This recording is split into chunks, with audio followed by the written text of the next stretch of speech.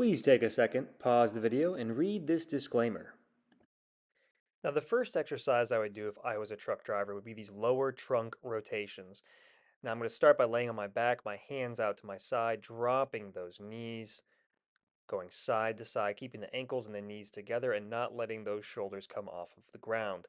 Now, again, this is assuming that you've been cleared by a medical professional to do so, to exercise, and that you're not having any pain or discomfort with any activity. Whenever you have pain, numbness, tingling, anything like that, that's a sign to stop and talk to a medical professional.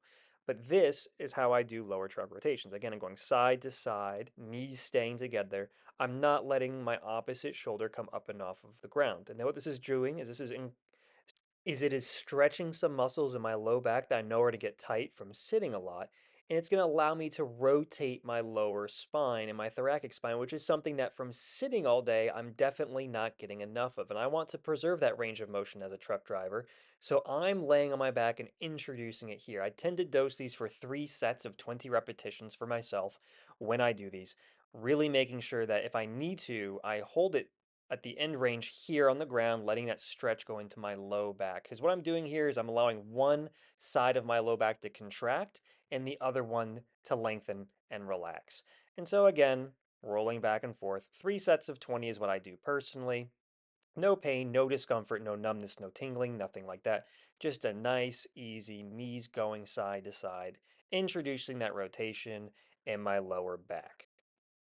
Now, the next exercise I would do would be using a step or a stair to do the calf and hamstring stretch. Now, I'm going to put my toes up on top of that ledge or whatever it is, in this case, a dumbbell. I'm going to keep my legs straight already. I'm getting a pretty good calf stretch here.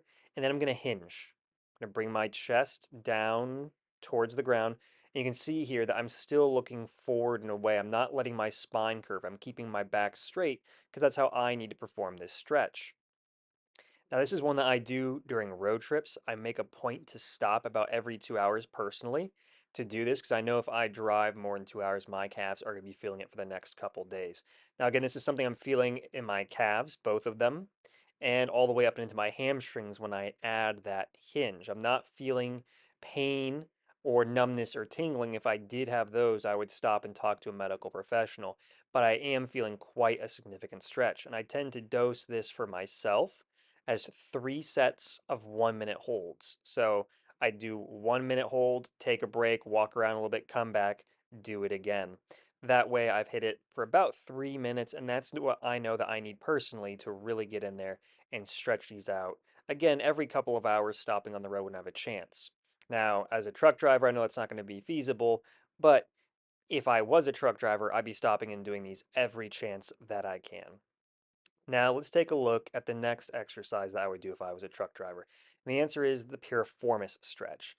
Now, doing this is a little bit more tricky because I'm going to have to find somewhere to sit down, but I know there's plenty of park benches and things around most rest stops where I would stop. So I'm going to sit just like this, feet about shoulder width apart, and I'm going to take my ankle of the leg that I'm stretching, put it on top of my opposite knee. I'm going to put that hand on top of that knee, I'm going to gently press down, not hard, but gently. Here it is from a different angle. Gently pressing down, sitting up nice and tall, and leaning forward. Again, I'm hinging. I'm not letting my back cave in. I'm trying to keep it nice and straight.